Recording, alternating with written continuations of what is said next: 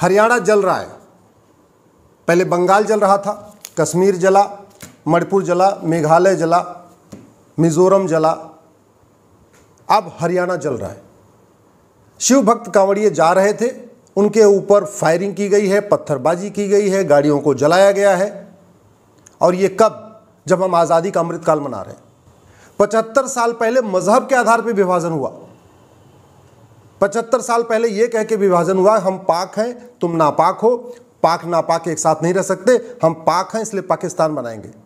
और अब 75 साल के बाद कश्मीर भी जला, दिल्ली भी जला, मणिपुर भी जल रहा है, मिजोरम भी, नागालैंड भी, मेघालय भी, केरल भी, और अब हरियाणा, कहते हैं जाटलैंड, जाटों की धरती जल रही है। सारे बैठे हुए हैं। मैं बार बार कह चुका हूं, हजारों बार कह चुका हूं, आज फिर कह रहा हूं, तू मैं करने, निंदा करने, आरोप प्रत्यारोप करने से मजहबी उन्माद नहीं रुकेगा। ट्विटर ट्रेंडिंग करने से, व्हाट्सएप पे वीडियो शेयर करने से, फेसबुक पे लिखने से मजहबी उन्माद नहीं रुकेगा।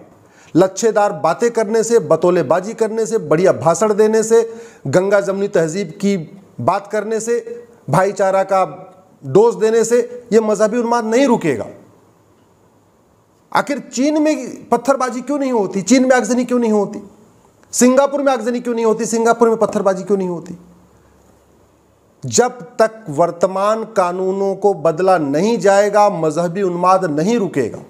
मजहबी उन्माद रोकना है तो 1950 से पहले बने सभी कानूनों को, जितने भी अंग्रेजी कानून हैं भारत में आजादी से पहले के, उनको 100% खत्म करना पड़ेगा। क्रिश्चियन मैरिज एक्ट हो या शरीयत एक्ट हो या पारसी मैरिज एक्ट हो, जो भी कानून है, चाहे 1860 का इंडियन पिनल कोड है, 1861 का पुलिस एक्ट है, या 1863 का मठ मंदिरों को कंट्रोल करने वाला इंडाउमेंट एक्ट है, सबको खत्म करना पड़ेगा। जो मजहब के आधार पर विशेष स्कूल खुले हुए, इनको बंद करना पड़ेगा। मजहब के आधार पर विशेष दर्जा दो दिया हुआ है, इसको बंद करना पड़ेगा। मजहब के आधार पर जो दुनिया भर की योजनाएं चल रही, इसको बंद करना पड़ेगा। मजहब के आधार पर जो विशेष मंत्रालय चल रहा है, इसको बंद करना पड़ेगा। देश के सभी बच्चों के लिए, 16 साल तक के सभी बच्चों के लिए, यानी कक्षा 1 से लेकर कक्षा 10 तक इस देश में समान शिक्षा लागू करना पड़ेगा। एक देश एक शिक्षा बोर्ड, एक देश एक पाठ्यक्रम, तब जाके मजहबी उन्माद रुकेगा। 1 नेशन 1 टैक्स लागू करना पड़ेगा, तब भ्रष्टाचार रुकेगा, विदेशी फंडिंग रुकेगी, तब जाके मजहबी उन्माद रुकेगा। 1 नेशन 1 पुलिस कोड लागू करना पड़ेगा। जैसे उत्तर प्रदेश में पुलिस काम करती है, ऐसे पूरे देश की पुलिस काम करे, उसके लिए 1 नेशन 1 पुलिस एक्ट लागू करना पड़ेगा। जो विदेशी फंडिंग आ रही हवाला के जरिए, उसको रोकने के लिए हवालाबाजों की 100% प्रॉपर्टी जब्त करने के लिए कानून बनाना पड़ेगा, उनको फांसी देने के लिए कानून बनाना पड़ेगा, तब मजहबी उन्माद रुकेगा। जो इस तरीके से ब्लैक मनी जनरेट हो रही भारत के अंदर, खासतौर पर ड्रग स्मगलिंग के जरिए जो पैसा इकट्ठा हो रहा है, वो सारा मजहबी उन्माद में जा रहा है। मजहबी उन्माद के लिए उसकी फंडिंग हो रही है। तो ड्रग स्मगलिंग के लिए कठोर कानून बनाना पड़ेगा, सिंगापुर की तरीके फांसी देने का कानून बनाना पड़ेगा, तब मजहबी उन्माद रुकेगा। इसी तरीके से घुसपैठियों की 100% प्रॉपर्टी जब्त करने और आजीवन कारावास देने के लिए कानून बनाना पड़ेगा। घूसखोरी को देशद्रोह घोषित करना पड़ेगा। ये जितना अवैध काम होता है उसमें सब घूस ली जाती है। जितना घुसपैठियों का कागज वगैरह बनता है, सब घूसखोरी से बनता है। तो घूसखोरी और घुसपैठ के खिलाफ कठोर कानून बनाना पड़ेगा। काला धन हवाला के खिलाफ कठोर कानून बनाना पड़ेगा।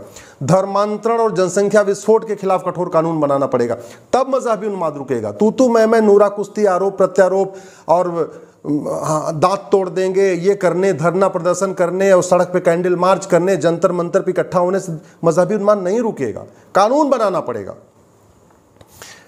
जुडिशल सिस्टम को ठीक करना पड़ेगा। एक साल के अंदर जिहादियों को सजा होना शुरू हो जाए। तो पुलिस रिफॉर्म करना पड़ेगा, जुडिशल रिफॉर्म करना पड़ेगा, एडमिनिस्ट्रेटिव रिफॉर्म करना पड़ेगा, एजुकेशन रिफॉर्म करना पड़ेगा, तब मजहबी उन्माद रुकेगा। 1 नेशन 1 टैक्स लागू करना पड़ेगा, 1 नेशन 1 पिनल कोड लागू करना पड़ेगा, 1 नेशन 1 पुलिस कोड लागू करना पड़ेगा, 1 नेशन 1 जुडिशल कोड लागू करना पड़ेगा, 1 नेशन 1 एडमिनिस्ट्रेटिव कोड लागू करना पड़ेगा, 1 नेशन 1 बैंकिंग कोड लागू करना पड़ेगा, तब मजहबी उन्माद रुकेगा। अभी तो बैंकों के जरिए विदेशों से बहुत बड़ी मात्रा में फंडिंग हो रही है। अरब देशों से, खाड़ी देशों से, बाकी और देशों से बाकायदा बैंकों के जरिए पैसा आ रहा है। तो 1 नेशन 1 बैंकिंग कोड लागू करना पड़ेगा। इसी तरीके से भारत में 1 नेशन 1 एंडाउमेंट कोड लागू करना पड़ेगा। जो मठ मंदिर सरकार के कंट्रोल में, इनको फ्री करना पड़ेगा। मठ मंदिरों को कल्चरल सेंटर बनाना पड़ेगा, तब जाके यूनिफॉर्म सिविल कोड लागू करना, तब जाके मजहबी उन्माद रुकेगा। One nation one election code लागू करना पड़ेगा। ये चुनाव जो हर 5-6 महीने में हो रहे हैं, साल भर में हो रहे हैं, पूरे देश में पूरे साल चुनाव ही चलता रहता है कहीं ना कहीं, इसको बंद करना पड़ेगा।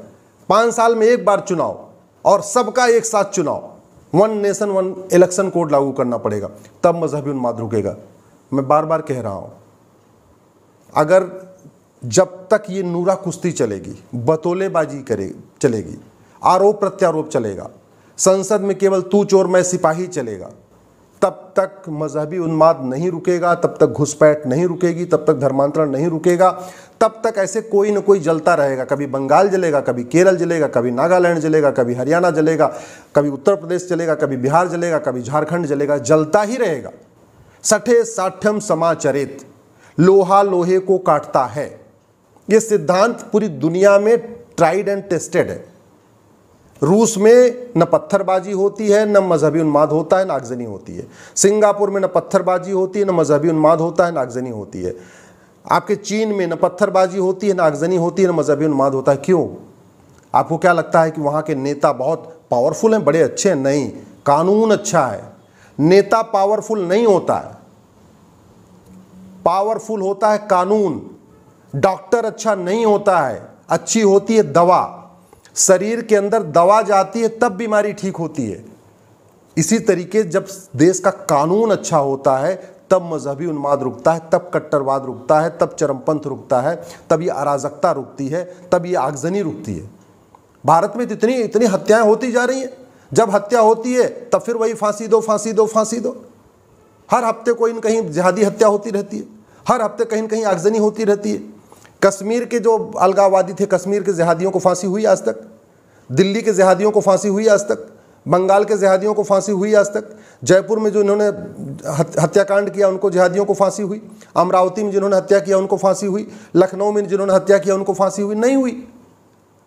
जब फांसी नहीं हुई तो खौफ कैसे आएगा? आखिर चीन में क्यों खौफ है कानून का? कानून कठोर है। आज अपराध किया, 1 महीने के अंदर जांच, साल भर के अंदर सजा।